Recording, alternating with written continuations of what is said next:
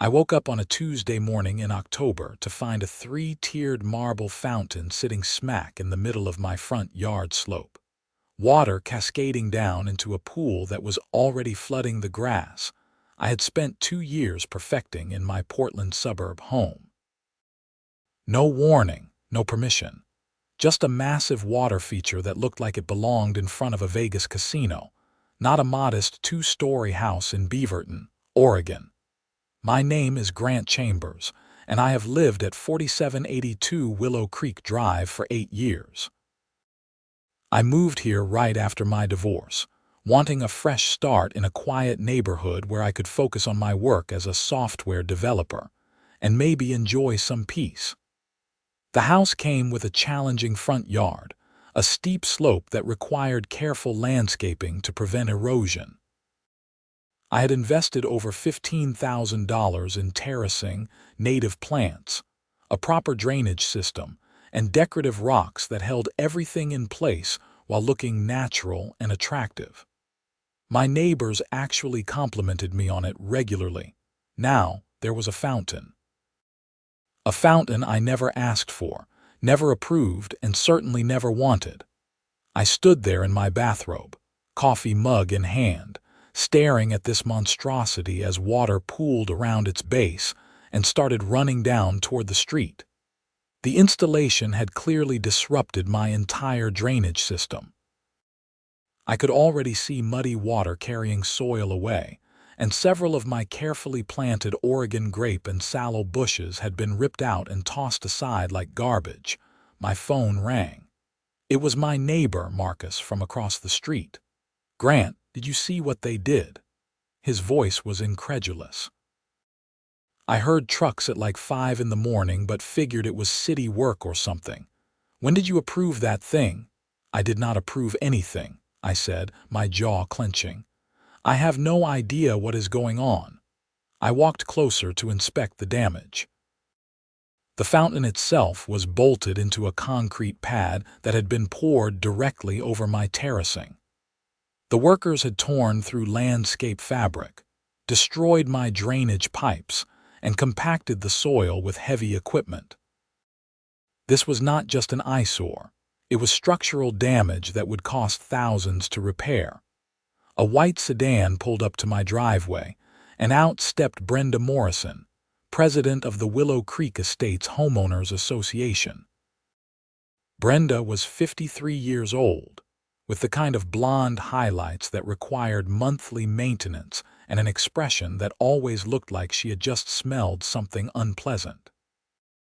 She wore a pantsuit despite it being 7 in the morning and carried a leather portfolio like she was heading into a corporate boardroom. "Good morning, Grant," she called out cheerfully, as if she had not just vandalized my property. "I see you have noticed our community beautification project." "Lovely, is it not?" I turned to face her, trying to keep my voice level. "Brenda, what the hell is this?" Her smile tightened. "Language, please. This is a family neighborhood." "This is my property," I said, gesturing at the fountain. "You cannot just install things on my private property without permission." She opened her portfolio and pulled out a document.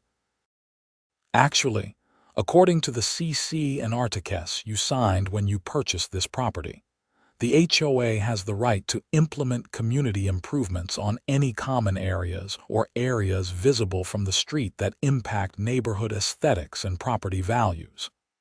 This is not a common area. This is my front yard." "Your front slope," she corrected, "which according to our interpretation of Section 12, subsection 4, falls under the category of street-facing landscaping that contributes to overall community appearance." The board voted unanimously to install water features at strategic locations throughout the neighborhood to increase property values and aesthetic appeal. Your property was selected as one of 5 locations. I could feel my blood pressure rising. I do not care what the board voted on. You cannot just dig up my yard and install a fountain without my consent. This is trespassing and property damage. "We sent a notice," Brenda said primly. "I never received any notice." We posted it on the community website and sent an email to all residents 3 weeks ago. I check my email daily. I never saw anything about this. She shrugged. That sounds like a personal technology issue. Regardless, the notice was sent, and since we received no objections within the 14-day response period, we moved forward with the installation.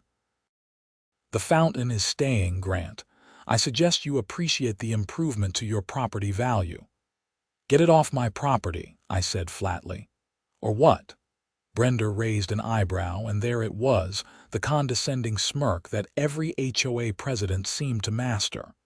You will take us to court. That will be expensive.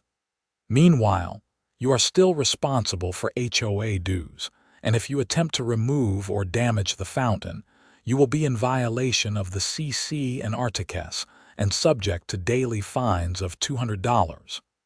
You are threatening me for wanting to restore my own property. I am informing you of the consequences of violating HOA regulations, she said. Have a lovely day, Grant.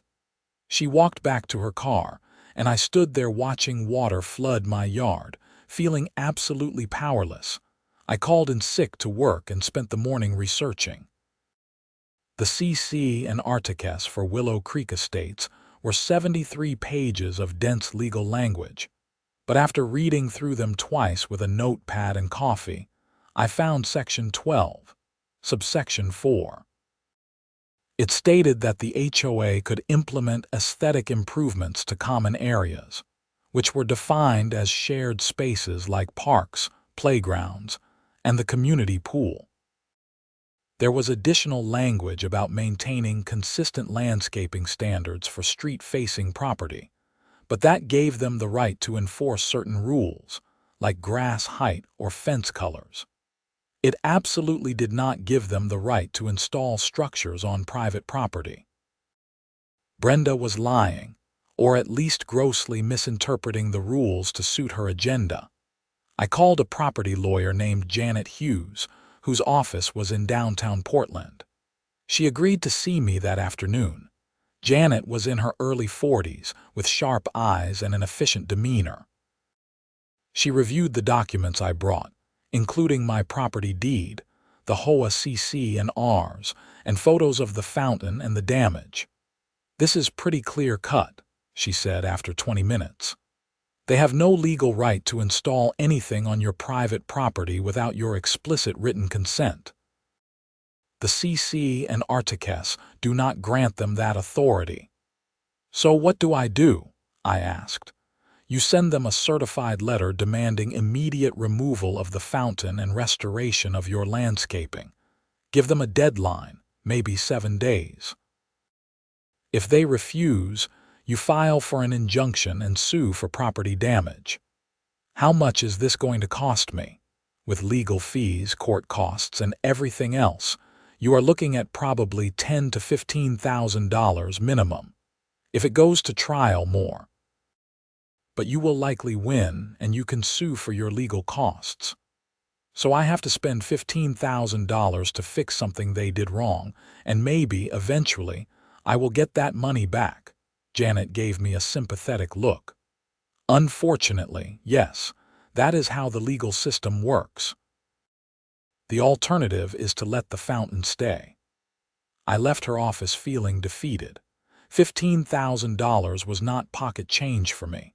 I had savings, but burning through them on legal fees because Brenda Morrison wanted to play dictator did not sit well. When I got home, the fountain was still running, and now there was a small stream of muddy water flowing across the sidewalk and into the street. My doorbell camera showed that at least 6 neighbors had walked by during the day to stare at it. One couple had taken photos. I spent the evening drafting a formal letter following Janet's template, detailing the unauthorized installation, the property damage, and my demand for immediate removal and restoration. I sent it via certified mail and email the next morning. 2 days later, I received a response. Not from Brenda, but from the HOA's attorney, a man named Philip Westbrook. His letter was 3 pages of legal jargon that boiled down to: the HOA stood by their interpretation of the CC and Artiques. The fountain was staying, and if I removed it or interfered with it in any way, I would face immediate legal action and daily fines. They were calling my bluff, assuming I would not want to spend the money on a legal battle. They were wrong. I called Janet Hughes and told her to file the injunction. Then I did something else. I started documenting everything. I took photos and videos of the flooding, the damage to my drainage system, the destroyed plants. I measured the water flow and documented that runoff was now entering the street, which could be a city code violation. I reviewed my security camera footage and found that the installation crew had arrived at 4:30 in the morning, working under floodlights, which violated the city's noise ordinance for residential areas. I also started digging into the HOA's finances, which as a homeowner, I had the right to review. I requested copies of all board meeting minutes, financial statements, and expenditure reports for the past 2 years. What I found was fascinating. The 5 fountains Brenda mentioned had cost the HOA $85,000, paid to a company called Prestige Waterworks. The company was based in Lake Oswego, and according to their website, they specialized in high-end water features for luxury properties. But here is the interesting part. According to Oregon's Business Registry, Prestige Waterworks was owned by Morrison Family Enterprises, LLC, which was registered to none other than Brenda Morrison and her husband, Derek. Brenda was funneling HOA money into her own company. This was not just about property rights anymore. This was fraud. I made copies of everything and scheduled another meeting with Janet Hughes. When I showed her the financial documents, her expression shifted from sympathetic to intense. "This is a serious allegation," she said. "If you can prove that she is self-dealing with HOA funds, that is a breach of fiduciary duty and possibly criminal fraud. I have the incorporation documents, the HOA payment records, and the invoices. It is all here. You need to report this to the Oregon Department of Justice, Consumer Protection Division. They handle HOA fraud, and you should probably inform the other homeowners." That evening, I created a detailed report with copies of all the evidence. I filed a formal complaint with the Oregon Department of Justice. Then I drafted an email to every resident in Willow Creek Estates, laying out what I had discovered: that Brenda Morrison was using HOA funds to pay her own company for overpriced installations that homeowners never approved. I hit send at 7 in the evening. By 9, my phone was ringing off the hook. Neighbors I had barely spoken to in years were calling, furious about the revelation. Several people mentioned that they had also noticed strange installations or changes in the neighborhood over the past year, including expensive new signage and landscaping at the community entrance, all of which likely went through Prestige Waterworks. Marcus came over with his wife, Linda. "We need to call an emergency HOA meeting," Marcus said. "Brenda needs to be removed from the board immediately." According to the HOA bylaws, any 10 homeowners could petition for a special meeting. Within 2 hours, we had 37 signatures. The meeting was scheduled for the following Saturday at the community center. In the meantime, the fountain continued to run, and my yard continued to flood. I called the City Code Enforcement Office and filed a complaint about the drainage issue. An inspector came out on Thursday, took one look at the situation, and wrote up a violation notice. The fountain was creating runoff that violated city stormwater management regulations. The violation notice was sent to the HOA, requiring them to either fix the drainage problem or remove the fountain within 30 days, or face daily fines from the city. I felt a small sense of satisfaction. Saturday arrived, and the community center was packed. Over 100 homeowners showed up, far more than the usual 8 or 9 who attended regular meetings. The energy in the room was tense and angry. Brenda sat at the front table with the other board members. Gerald Thompson, the vice president, Susan Martinez, the secretary, and Tom Bradley, the treasurer. All of them looked uncomfortable except Brenda, who maintained her usual composed expression. Marcus stood up and called the meeting to order, presenting the petition for a special session to address financial mismanagement and conflicts of interest. "These allegations are absurd," Brenda said immediately. "Grant Chambers is simply upset about the fountain and is trying to create a scandal to get his way." "Then explain why Prestige Waterworks is owned by your family," Marcus said, holding up the business registration documents. A murmur went through the crowd. "That is a matter of public record and completely legal," Brenda said. "I disclosed my business interests to the board, and they approved the contracts." Gerald Thompson shifted uncomfortably. "Actually, Brenda, I do not remember ever being told that you own the company." Brenda shot him a sharp look. "We discussed this in executive session." "No," Susan Martinez interjected. "We never discussed that. You told us Prestige Waterworks was the most qualified and cost-effective option. You never mentioned it was your company." The room erupted in angry voices. People were shouting questions, demanding answers. Brenda tried to maintain control, but it was clear she was losing the room. Tom Bradley, the treasurer, spoke up. "I have been reviewing the financial records more carefully since Grant's email, and I found additional payments to Morrison Family Enterprises that are not clearly documented. Over the past 18 months, the HOA has paid out nearly $200,000 to businesses owned by Brenda or her husband." The room went silent for a moment, then exploded again. "That is my money," someone shouted. "Our money."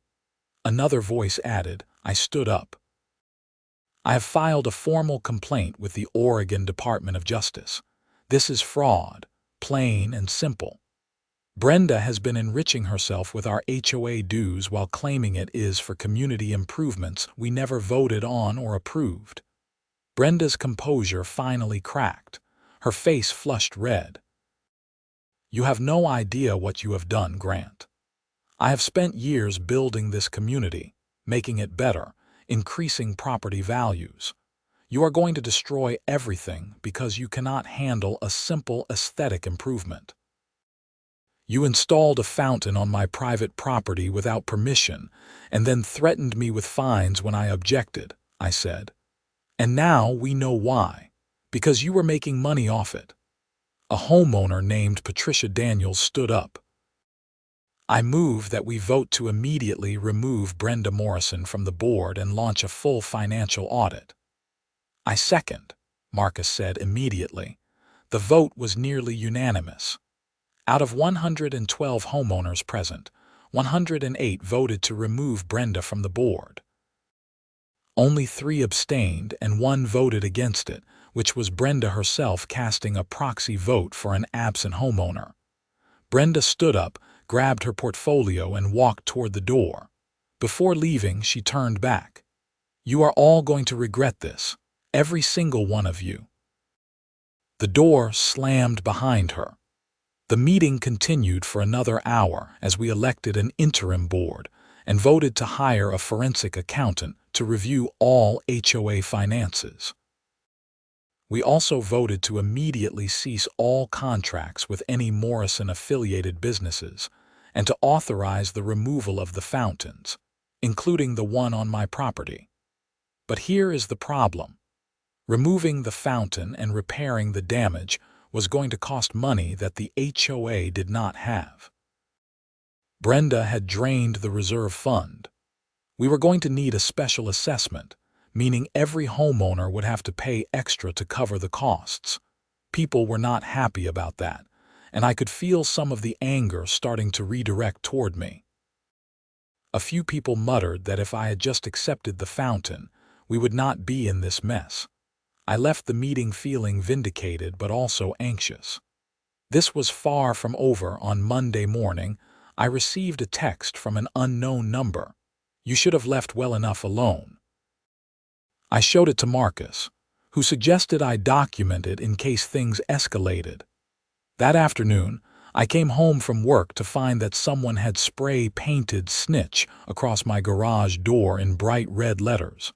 I called the police. An officer came out, took photos, and filed a report, but he was honest with me.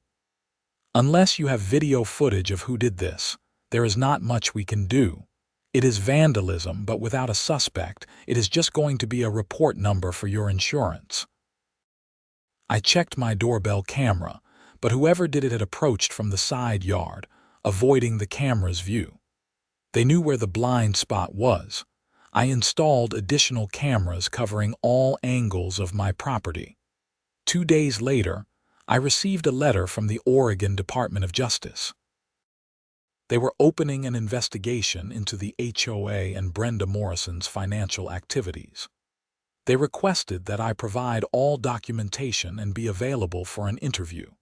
I complied fully, spending hours with an investigator named Sarah Chen, walking her through everything I had found. "This is good work," she told me. "Cases like this can be hard to prove because people hide their tracks, but Morrison was surprisingly blatant about it. The paper trail is clear." "What happens now?" I asked. "We continue investigating. If we find sufficient evidence of fraud, we will refer it to the district attorney for prosecution. That process can take months, though."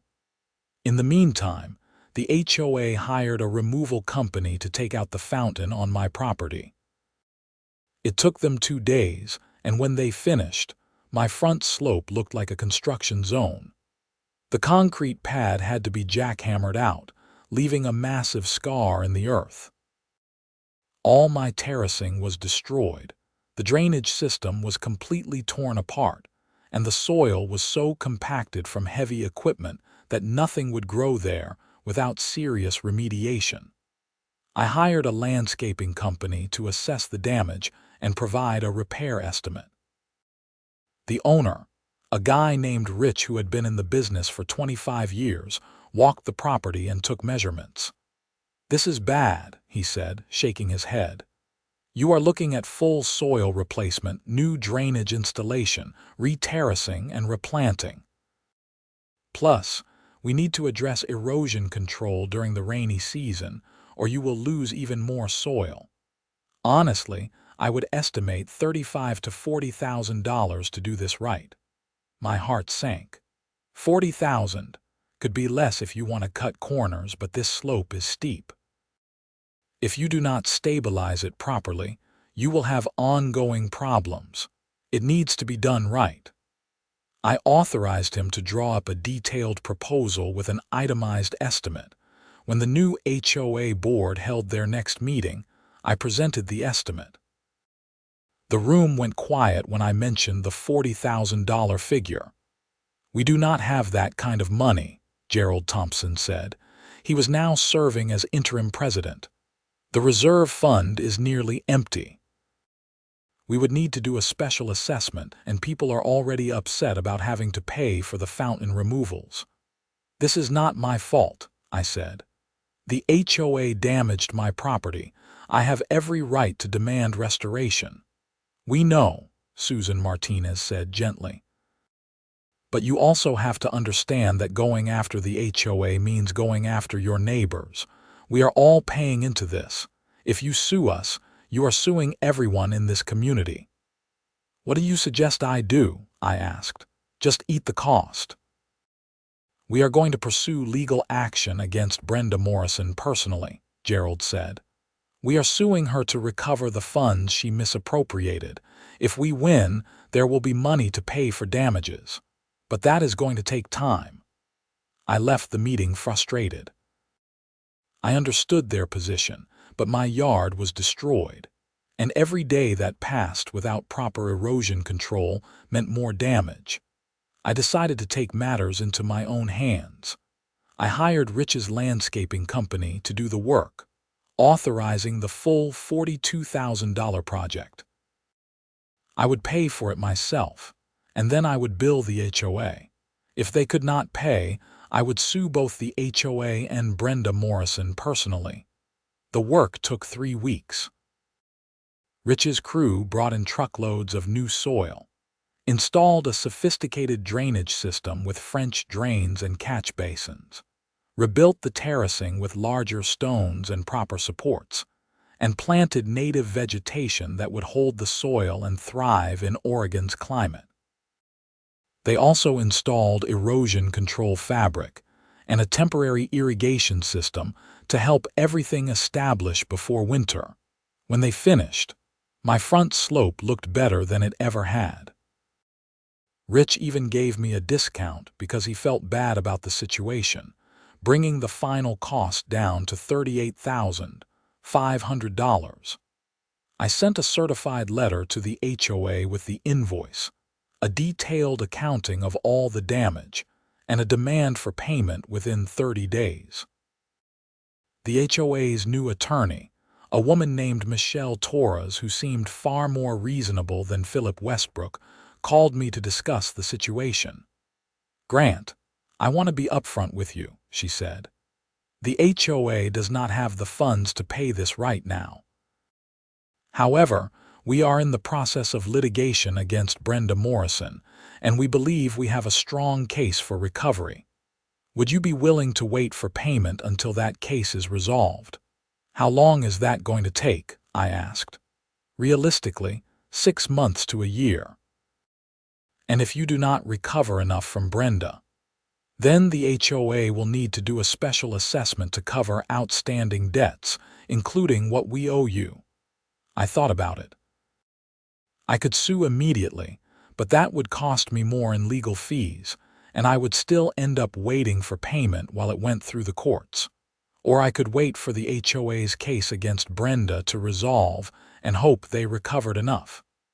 "I will give you 6 months, I said finally. "But I want a formal agreement in writing that the HOA acknowledges the debt and commits to payment within 6 months, or when the Morrison lawsuit is resolved, whichever comes first." "I can draft that," Michelle said. We signed the agreement the following week. Meanwhile, the investigation by the Oregon Department of Justice was progressing.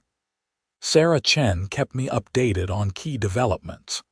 They had expanded the investigation beyond just the fountains and found that Brenda had been funneling HOA money through multiple businesses for nearly 3 years. The total amount was over $400,000. In January, the district attorney's office filed criminal charges against Brenda Morrison, multiple counts of fraud, theft, and breach of fiduciary duty. The case made local news, with headlines like "HOA president accused of stealing hundreds of thousands from neighbors." I gave an interview to a local reporter, explaining how the fountain on my property had been the catalyst for uncovering the scheme. The story aired on the evening news and was picked up by a few national outlets as an example of HOA overreach and corruption.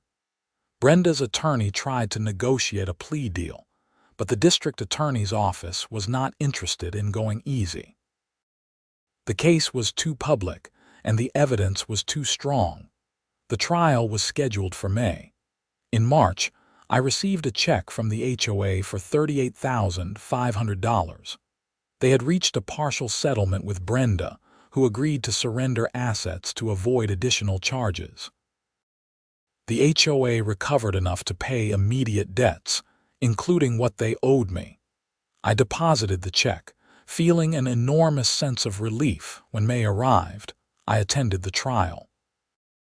The courtroom was packed with homeowners from Willow Creek Estates, and even people from other HOAs who had heard about the case and wanted to see the outcome. Brenda looked smaller somehow, sitting at the defense table in a modest dress, her usual confidence gone. The prosecution laid out the case methodically, presenting financial records, business documents, and testimony from board members who had been kept in the dark. Tom Bradley testified about how Brenda had controlled all financial information and discouraged questions. Gerald Thompson admitted that he had trusted Brenda and never thought to verify her claims. I testified about the fountain, the damage to my property, and how investigating the installation had led me to discover the fraud. The defense attorney tried to argue that Brenda had genuinely believed she was acting in the HOA's best interest, that the improvements had increased property values, and that any profit her businesses made was incidental. The jury did not buy it. After 3 days of testimony, they deliberated for less than 4 hours, guilty on all counts. Brenda Morrison was sentenced to 4 years in prison and ordered to pay full restitution, which, after accounting for what had already been recovered, still amounted to over $200,000. Her husband, Derek, who had been a passive participant in the businesses, was not charged criminally but faced civil penalties. The judge made a statement that stuck with me. Homeowners associations are built on trust. When leaders abuse that trust for personal gain, they do not just steal money. They steal peace of mind and the sense of community that makes neighborhoods thrive. This court takes such violations seriously. When I left the courthouse, several neighbors were waiting outside. Patricia Daniels came up and hugged me. "Thank you for not letting this go. If you had not fought back, she would still be doing this." Marcus shook my hand. "You did the right thing, man. I know it cost you, but you did the right thing." I went home that evening and sat on my front porch, looking at the slope that had started this entire mess. The plants were growing in nicely and the drainage system was working perfectly. Even after heavy spring rains, there was no flooding, no erosion. It had been 7 months of stress, anger, legal battles, and financial strain. But it was finally over. The new HOA board was functioning well, with transparent financial reporting and regular communication with homeowners. They had implemented new rules requiring competitive bidding for any contracts over $5,000 and mandatory disclosure of any conflicts of interest. Board meetings were now recorded and posted online for anyone to review. Property values in Willow Creek Estates had actually increased, not because of Brenda's fountains, but because people wanted to live in a neighborhood where corruption had been rooted out and accountability was taken seriously. A few weeks after the trial, I received a handwritten letter from Susan Martinez, who was now serving as HOA president. It was a simple thank you note, expressing gratitude for my persistence and acknowledging that the community was better because I had refused to let the issue slide. I kept that letter. In June, I hosted a barbecue in my backyard, inviting Marcus, Patricia, Gerald, Susan, and several other neighbors who had become genuine friends through the whole ordeal.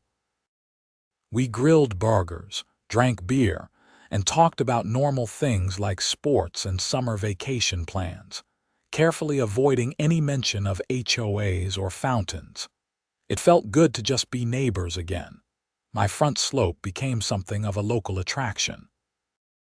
Other homeowners dealing with erosion issues would stop by to ask about my drainage system and who I had hired. Rich's landscaping company got at least a dozen referrals from my neighborhood alone. I also started getting emails and calls from people in other states who had heard about the case and were dealing with their own HOA nightmares. I could not help them all, but I shared what I had learned. Document everything, know your rights, do not be afraid to investigate financial records, and if something seems wrong, it probably is.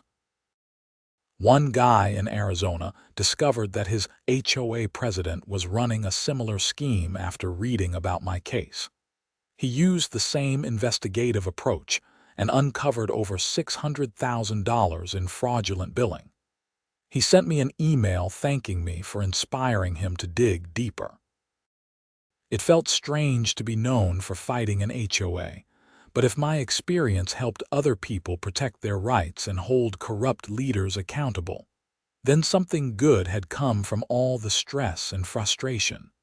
By August, life had returned to normal. I was working on a new software project, dating someone I met through friends, and actually enjoying my home again. The fountain was a distant memory, though occasionally I would walk past the slope and remember the shock of seeing that marble monstrosity on my lawn. I never regretted removing it, never regretted fighting back, never regretted the cost or the time or the stress. Because some things are worth fighting for.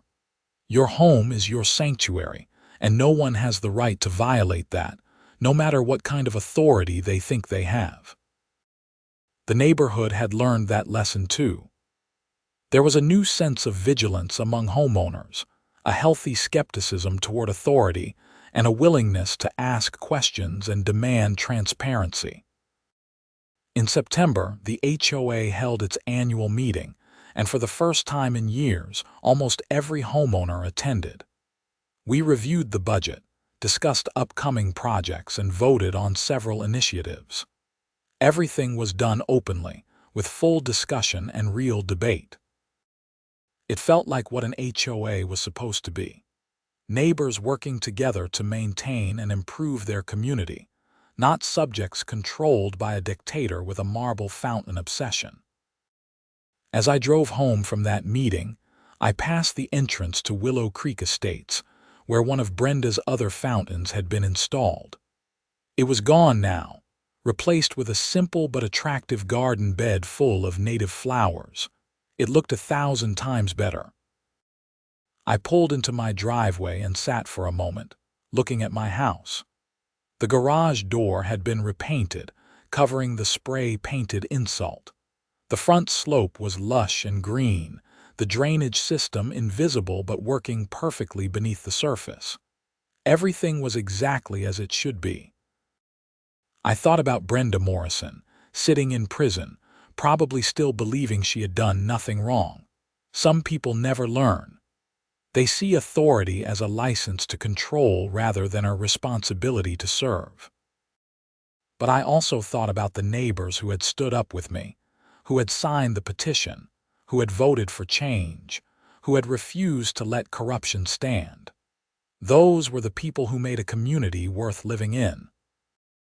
I got out of my car and walked up to my front door, stopping to pull a few weeds from the flower bed. It was a small thing, maintaining your property, taking pride in your home, but it mattered. Not because some HOA said it had to be done, but because it was mine and I cared about it. That night, I slept well for the first time in months, knowing that I had stood up for what was right, that justice had been served, and that my home was truly mine again. The fountain was gone, the debt was paid, and the person responsible was facing consequences. It was not a perfect ending, because real life rarely is. But it was a just ending, and sometimes that is enough. I never wanted to be the guy who fought his HOA. I wanted to be the guy who wrote code, enjoyed his garden, and lived quietly in a peaceful neighborhood. But when the choice is between fighting for what is right or accepting injustice, there is really only one choice. You fight. And if you are lucky, you win. The following months brought a sense of peace I had not expected. The new HOA board operated with efficiency and transparency that felt almost revolutionary compared to Brenda's reign. They published detailed financial reports every quarter, held open forums where homeowners could voice concerns without fear of retaliation, and actually listened to what people wanted. In October, exactly 1 year after the fountain had appeared on my slope, the neighborhood held a community celebration. It was not officially about the HOA situation, but everyone knew what it really represented. A neighborhood that had come together, confronted corruption, and emerged stronger. Kids played on the lawn of the community center, while adults manned grills and picnic tables overflowed with food. Marcus gave a short speech thanking everyone who had participated in the changes, and while he did not mention me by name, several people raised their glasses in my direction. I found myself talking with Tom Bradley, the former treasurer who had helped expose the extent of Brenda's fraud. "I still have nightmares about it," he admitted, sipping a soda. "I was the treasurer. I should have caught it sooner." "She manipulated all of you," I said. "That is what con artists do. They build trust and then exploit it. Still, I should have looked closer. When you first brought it to light, I felt like an idiot. You were the one who found the additional $200,000 in fraudulent charges," I reminded him. "Without your testimony, the case against her would have been weaker." He nodded slowly. "I guess that is true. It just taught me to never take things at face value, you know. Always verify, always ask questions. That is a good lesson for everyone." As the sun set and the party wound down, I helped clean up, stacking chairs and carrying trash bags to the dumpster. It felt good to be part of something positive, to be a neighbor rather than a whistleblower or a victim. Walking home that evening, I ran into an older woman named Dorothy Chen who lived 3 houses down from me. We had never really talked much before all this happened. "Grant, wait a moment," she called, walking toward me with careful steps. She was in her 70s and her husband had passed away 2 years earlier. "I never properly thanked you for what you did." "You do not need to thank me," I said. "Yes, I do. I am on a fixed income, you see, my pension and Social Security. When the HOA kept raising dues and doing these expensive projects, it was getting hard for me to afford staying here. I was actually considering selling my home, the home where I raised my children, because I could not keep up with the costs." She paused, her eyes getting watery. "Then you exposed what Brenda was doing, and suddenly it made sense why the costs kept going up. And now, with the new board, they have actually lowered the dues because they are not funneling money to fake companies. I can afford to stay in my home now." I felt a lump in my throat. "I am glad, Dorothy, I really am." She patted my arm. "You are a good man. Your mother raised you right." After she walked away, I stood there for a moment, letting that sink in. I had been so focused on my own property, my own rights, my own fight, that I had not fully considered how many other people were being hurt by Brenda's greed. People like Dorothy, who were just trying to live peacefully in their homes and were being squeezed by artificially inflated costs. That night I called my mom in Seattle. I had told her bits and pieces about the situation over the past year, but I had not talked to her since the trial ended. "How are you doing, honey?" she asked, and just hearing her voice made me feel like a kid again. "I am good, Mom. Really good. I saw the news coverage. I am proud of you for standing up for yourself. I met a neighbor today who told me that because of what happened, she can afford to keep her home. I had not really thought about it that way." "That is because you are humble," Mom said, "but you should be proud. You did not just help yourself.